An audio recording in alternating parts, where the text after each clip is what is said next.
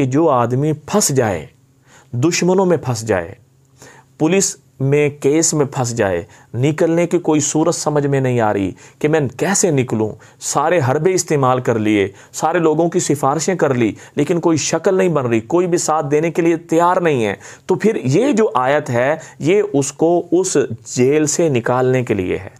लिहाजा इस आयत के ज़रिए आप हर केस से बरी हो सकते हैं, जेल से छूट सकते हैं।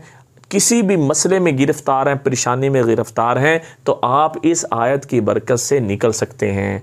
इस आयत को पढ़ना कैसे है? हर नमाज के बाद 21 दफ़ा इसका एहतिमाम करें और सदका देकर जितनी आपकी इस्तेदाद है इस आयत को शुरू करें और अल्लाह से इसी तरह मांगते रहे, रब्बना आतिना मिन लदुनका रहमा व हय्यि लना मिन अमरिना रशदा।